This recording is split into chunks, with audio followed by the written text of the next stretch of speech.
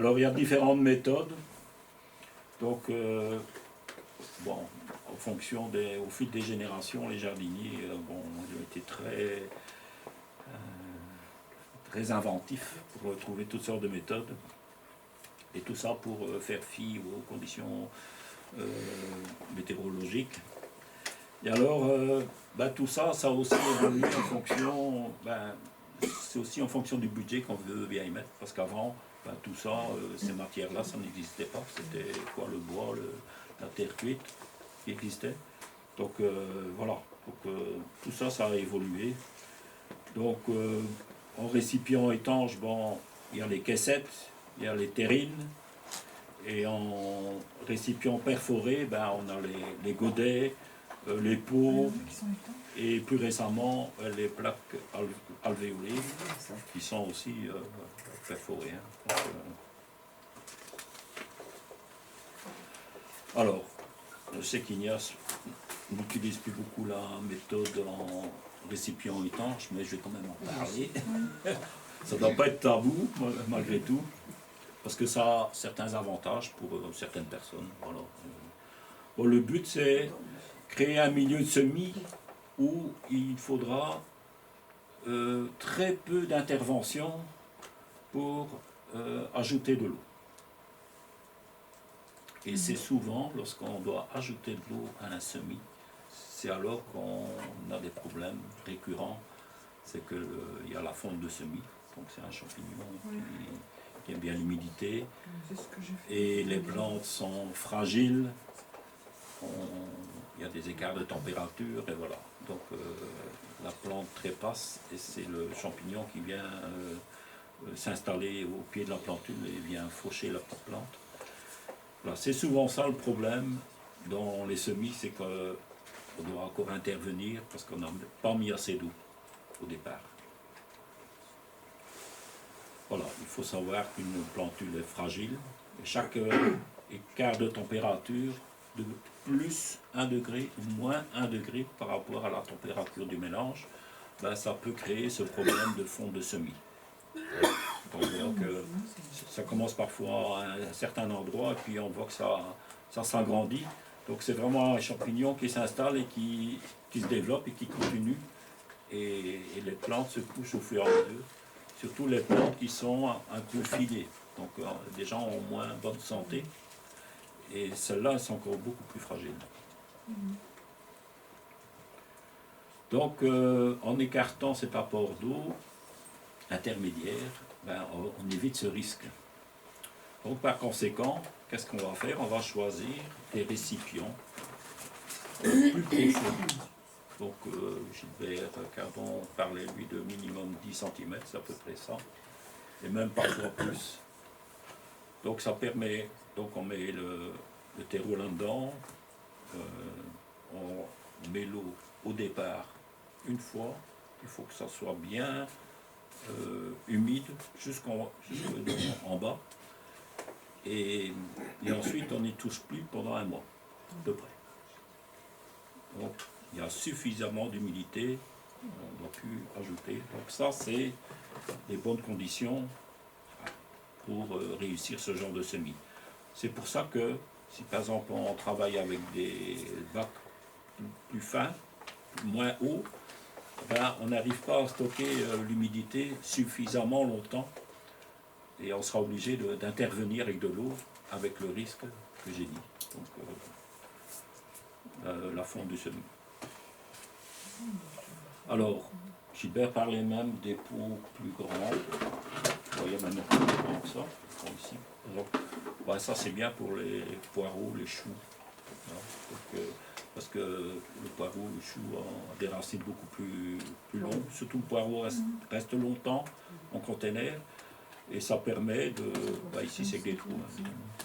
Et voilà, il y a un grand volume et voilà, on a suffisamment de nourriture et d'humidité pour garder les plantes jusqu'au repiquage. Moi je dirais que ça c'est déjà un petit modèle. Ouais, ça c'est 2 litres. Oui, il y a 3 litres et il y a 5 litres. Bon, Ben, il faut bien se dire aussi, et ça je vais en parler un peu dans les avantages et inconvénients, c'est qu'il faut beaucoup plus de substrat. Donc ça coûte aussi. Mais là, on peut se permettre alors de mélanger dans la couche du fond, Ouais. soit du substrat qu'on a déjà utilisé Ouais, une fois, ou un mélange avec la terre du Ah, jardin. tu étais occupé de lire c'est mes feuilles là. Ouais. Voilà, donc, donc le fond, ça peut être du vieux terreau, ou bien du compost bien décomposé, pour moitié, et ensuite on vient rajouter le bon terreau au-dessus. Si c'est encore plus haut, on peut même mettre du drainage, donc des pierres de lave, des billes d'argile dans le fond. Donc ça permet juste de stocker de l'humidité, pas forcément du substrat, mais de l'humidité. Moi, je mets un morceau de bidule. De De bidule. C'est du feutre. Ah, du feutre, du Feutre, bidule. ouais. Ouais, donc ça. Ben ça sera, par exemple, enfin, j'expliquerai Ouais, ça, c'est ça. pour les autres manières de semer. Alors, ouais. Donc si les containers sont destinés à être mis dehors, par exemple ici, si par exemple, je sais pas, je vais semer des poireaux et que je dis bon maintenant ils sont grands assez, je les mets dehors, ben, s'il pleut, qu'est-ce qu'il fait? Ben, l'eau elle tombe ici, elle s'accumule. Donc s'il y en a des bonnes averses, ben, on a un excès d'eau. Donc ce qu'on peut faire, c'est faire un petit trou sur le côté, à 1 centimètre du Ça bas. va, c'est cool. Comme ça permet d'évacuer l'excédent d'eau. Il faut savoir qu'une plantule avec ses racines constamment dans l'eau, les racines peuvent pourrir et elle sera en mauvaise santé. On va voir que la plante, elle va jaunir parce qu'elle a trop d'eau. Bon, voilà. Donc, quand on commence à percer, ben, ça veut dire qu'on arrive un peu au système Ouais, ça. perforé. Voilà. Alors, je vais même encore rester un peu dans ce système-là. L'avantage, c'est qu'on n'a qu'un seul contenant. Si on passe avec des trucs perforés, on va voir par la suite, il faut un autre contenant qui retient l'eau. Ben sinon, si vous faites ça dans votre living, ben vous allez inonder votre living. Donc avec ça, ben voilà, c'est propre. Les gens qui aiment bien la propreté, ben voilà, c'est un avantage. Il n'y a pas de liquide qui s'écoule. Et il y a peu de suivi par la suite, au moins pendant un mois. Voilà. L'inconvénient, c'est qu'au départ, il faut bien doser sa quantité d'eau. Donc, quand c'est, par exemple, un contenant un peu translucide, on met le terreau, qu'on met l'eau, on voit que ça devient plus foncé au fur et à mesure qu'on arrose au-dessus, et ça descend, et on voit. Donc, il faut que l'humidité soit arrivée jusqu'en bas. Il faut vraiment avoir son stock d'eau. Il ne faut pas qu'il y ait, avec ça surnage, hein, Ouais. bien sûr. Oui, stable. Donc, pas que le bas, on voit que ça commence à... Non, il faut vraiment voir que tout est bien humide. Avec un peu d'habitude, quand on a à peu près toujours les mêmes bacs, ben moi j'arrose et je soulève, je sous-pèse, je dis bah voilà, ça il y a à peu près bon. Donc, et ça c'est par expérience. Hein, donc, si par exemple on a des trucs opaques, ben, on ne sait pas voir. Bien il faut aller avec un crayon ou avec son doigt et voir si c'est suffisamment humide jusqu'en bas. L'inconvénient, c'est qu'on utilise quand même pas mal de substrat. Donc, imaginez 10 cm par rapport à ça, ou autre chose, hein, il y a d'autres. Donc on utilise moins. Voilà, ça a un coût aussi, mais une certaine tranquillité.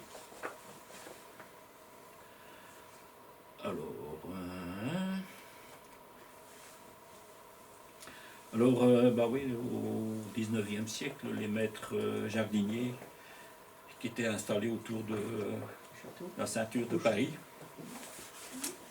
donc eux, leur méthode, ils forçaient déjà, hein, et c'était des caissettes en bois. Donc, caissettes genre caisse à vin, ou même plus léger, et ils garnissaient de papier journal et ils remplissaient de terre des taupinières. Donc, les taupes qui venaient ramener la terre fine au-dessus, il n'y avait pas de graines de mauvaises herbes non plus là-dedans, donc c'était assez fin et et léger. Donc ils utilisaient ça comme substrat et comme méthode. Bon, Donc, maintenant, on avec va tous les... inviter toutes les taupes dans son jardin. On va passer dans la pelouse, il faudra enlever. Ouais, bon, j'ai encore besoin un petit peu là. C'est des belles petites bêtes. Ah ouais, c'est un peu large du tout là. Là où j'habite, Ah, c'est vraiment tout, elle travaille Bon, bien. maintenant, avec... La fosse de la maison. bon, il y a des récipients maintenant, avec le... Bon, c'est vrai que c'est du plastique, mais bon, ça nous aide quand même beaucoup par rapport aux caisses de bois, bon, ou des pots en terre cuite, qui laissaient lourd, en même temps très poreux. Donc, il y avait un stockage d'eau dans la terre cuite, mais quand le soleil donnait, ben voilà, ça s'éliminait aussi. Cassant, difficile à stocker. Voilà. C'est vrai que bon, le plastique nous aide aussi. Il faut l'avouer aussi. Alors, ben ça, je vais peut-être, le pas à pas, ça, je vais peut-être le laisser. Donc, il faut bien triturer son terreau pour éliminer les boules. La présence de fibres, c'est pas un inconvénient, sauf s'il y en a vraiment beaucoup trop. Mais en prendrait pas, moi. Remplir toujours le terreau jusqu'en haut. Mais ça, Ignace va certainement leur expliquer. Pourquoi? Parce que si on met un fond de terreau là-bas et qu'on met les petites graines là dans le fond, avec les parois, il manque de lumière. Forcément, ça va filer puisque la plante elle a besoin de lumière. Donc ça, c'est aussi un des gros causes de ratage des semis, c'est qu'on n'a pas mis assez de lumière. Trop de chaleur et pas assez de lumière.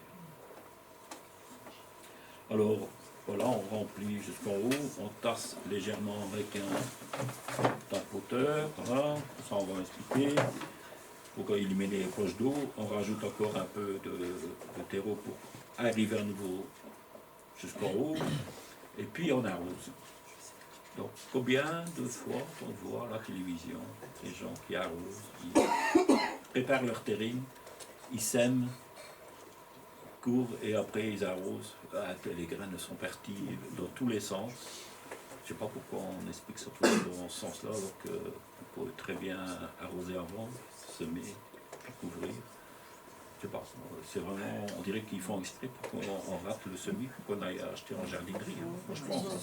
Ils ont déjà regardé quelques fois nos vidéos, ils commencent à changer. Oui, ah oui, allez, quand même, on est quand même utile.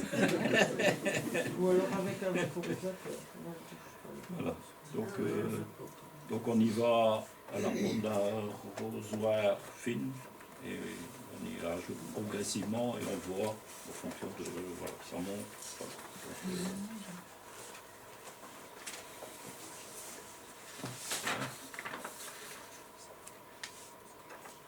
Donc on dépose les graines en surface, donc après l'arrosage, on dépose les graines et puis on prend le même mélange. Ce qu'on peut faire, si par exemple il y a trop de fibres dedans, on peut le tamiser. On met comme ça de 5 mm sur 5, on tamise et on obtient un peu ce mélange-là, assez fin, il n'y a pas de fibres dedans. Pour les fleurs, parfois, il faut encore du plus fin, on peut tamiser avec un chinois. Donc ça c'est super fin. Pour les légumes, ce n'est pas vraiment nécessaire. Pour les fleurs, parfois les graines sont plus petites. C'est parfois utile de le faire. Et il y a des fleurs aussi qu'on ne doit presque pas couvrir. Ouais. En fait, il y a à peu près 95%, 95% de graines qui doivent être couvertes. Et à peu près 5% de graines qui germent à la lumière. Entre autres, par exemple, le basilic. On peut semer en surface. On tapote juste et voilà. Donc ça germe à la lumière. Mais c'est plutôt rare. Alors, le fait, donc on laisse à l'intérieur, ça germe, et ensuite on on a souvent 20 degrés quand même à l'intérieur. Ben, par exemple, pour des laitues, on peut laisser germer à l'intérieur, produire dans les plus vite, mais dès que ça germe, il faut le mettre entre 5 et 10 degrés, c'est suffisant, il ne faut pas plus. Pourquoi? Parce que sinon, elle va filer.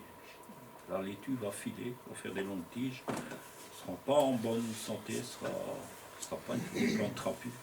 Donc, mettez directement, par exemple en serre ou voilà, en milieu, elle-même dehors, sous abri.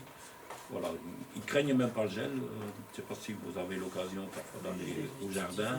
Ben, Christophe a semé ici des choses là, à l'intérieur, les a mis dans la serre qui est ouverte, la grande serre ouverte. Ils étaient même petites les petites laitues. Il a gelé quand même ces derniers temps. Vous allez voir, c'est magnifique, hein, ces salades sont vraiment costauds. Là. Voilà, ça c'est des bonnes plantes, en bonne santé. Donc c'est ça qu'il faut avoir comme plante. Il ne faut pas avoir peur de les mettre au frais. Voilà, pourquoi mes semis filent? Ben, c'est souvent un déséquilibre entre la lumière et la chaleur. Donc, trop peu de lumière et trop de chaleur. C'est souvent ça. Alors, c'est garder un bon équilibre entre lumière et chaleur. Donc, pour nous, c'est plus facile de diminuer la chaleur que d'ajouter de la lumière. Donc, en début de saison, lorsqu'on sème en février, bon, déjà, on essaie de coller sa terrine près d'une baie vitrée où il y a le plus de lumière. C'est pas encore la lumière idéale. La lumière idéale, c'est la lumière zénitale qui vient du haut. Donc une véranda, par exemple, c'est beaucoup mieux. Attention, les vérandas actuelles, avec des plaques polycarbonate opaques, enfin opaques, non. C'est pas translucide, ouais, c'est blanc, c'est plutôt blanc que translucide. Par exemple, le vert, lui, laisse passer vraiment presque toute la lumière, tandis que ces plaques qui sont blanches, ben, ils laissent passer la lumière. Eh ben, vous allez avoir vos plantes qui vont chercher la lumière, ils vont aller vers les baies vitrées où c'est le plus lumineux. Donc, il faut être conscient que tous ces matériaux synthétiques laissent passer quand même pas forcément plein de lumière.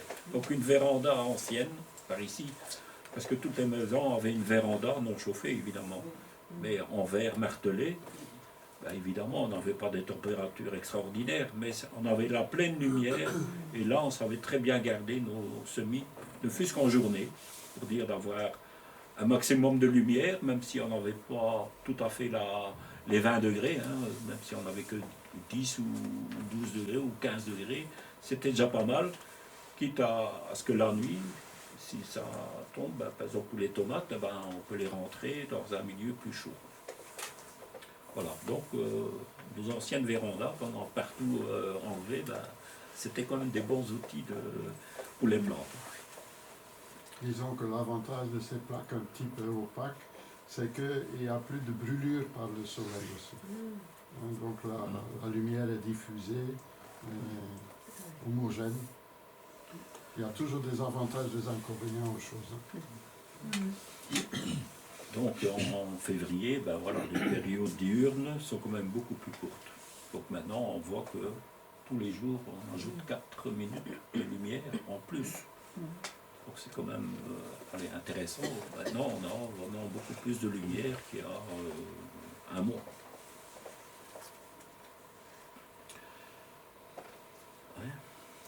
Alors, parfois, lorsque on constate qu'une plante, malgré tout, a un peu filé, ben, on peut la transplanter.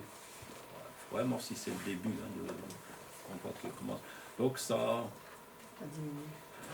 on la rend plus trapue. Donc, on la ralentit, ça pousse. Et voilà, le temps que ça reprenne, ben voilà, elle a dû se mobiliser pour se réenraciner, donc elle a moins poussé, donc du coup on peut parfois encore sauver des semis qui ont filé. Alors, bon, il y a quand même pas mal de gens maintenant qui bricolent avec des lumières artificielles. Maintenant qu'on a les éclairages LED et tout ça. Voilà. Les tubes fluorescents agricoles, ben, c'est parfois plus vraiment indispensable. Mais c'est un peu quand même compliqué, qu'il faut quand même maîtriser la technique. Mais ici, il y a notre MacGyver des fraternités ouvrières, Christophe, qui a bricolé ici un bac de semis. Donc, en fait, c'est une grande armoire d'une cuisine, mais haute, là, qu'il a mis à plat avec une grande porte. Charnière, avec des champs. Ouais. Et là-dessus, il a fixé des néons. Et voilà, elle est de cette hauteur-là. Elle a une longueur, ben, je crois qu'elle fait 2 mètres à peu près. Et là-dedans, il a mis des bacs avec réserve d'eau. Il a mis des plaques alvéolées ou des goudets. Hein, Maria? Oui, Et ça marche bien. Hein. oui, ça marche bien. Donc, il sème là-dedans et il laisse les néons allumés jour et nuit. Donc, ça consomme pas trop quand même. Jour et nuit. Donc, le néon C'est apporte bon. la lumière Parce que l'armoire est et la chaleur. Donc, C'est comme ça qu'on fait pousser le cannabis, hein, vous, c'est ce que vous allez faire. j'en ai pas encore vu. C'est pas encore Il n'est pas trop attendre d'ailleurs. On va surveiller. Hein. Ouais. Donc, ça veut dire quand même que voilà, qu'il y a moyen de bricoler des petites choses avec 2 fois rien. Quoi. Donc, il suffit d'avoir des idées, essayer, améliorer. Voilà. Moi, je dirais, si vous avez un vieux frigo ou un vieux congélateur, couché comme ça sur le dos, c'est isolant déjà. Donc, et ça peut très bien convenir. Et alors, ben, les néons ben, apportent, pourtant c'est dans une remise froide, hein, donc ben, il y a quand même 17 degrés grâce aux néons. Donc peut-être que pour les tomates, c'est Il y pas a quand même suffisant. 4 néons, je pense. Hein. Des Non, grands. Deux. non, Deux. il y en a C'est 2. deux. C'est Il y en deux. a 2. Ouais. 2 grands. Donc c'est des néons C'est des néons un peu de comme il y a là garage. dans Ah, le passage, c'est des néons comme c'est de ça. 50 watts. Donc c'est pas des néons avec... Mais il faut bien qu'ils soient étanches, hein. Sinon c'est très humide, vous allez faire des courts-circuits. Hein. Donc il faut des choses pour l'extérieur, hein, donc des garnitures pour l'extérieur. Ça, c'est important. C'est des néons classiques ou des néons nouvelles? Je crois que Des c'est... néons Ah, de c'est garage. des LED, je crois, Ah néons oui, LED. je oui, pense. parce qu'il y a une grande Mais différence. je crois que c'est la longueur des... Enfin, je sais pas trop de... D'ondes. Oui, Ouais, de lumière, là, De c'est couleur. des mesures de lumière. Je sais pas. Bon, apparemment, il a essayé, donc ça marche. Et ça ne file pas vraiment. Non. Et dès que ben, c'est là, après, ça va à la perd serre. là-bas dans la serre, et après, ça devient costaud comme tout. Donc, ouais, magnifique. Vous êtes avec de l'air qui fait ça. Des tubes néons Ou bien les vieux. allumés au LED. Les ouais. vieux systèmes. Non, c'est... Les vieux systèmes, ils chauffent, mais les nouveaux en LED. Si, ça donne une certaine chaleur. Si.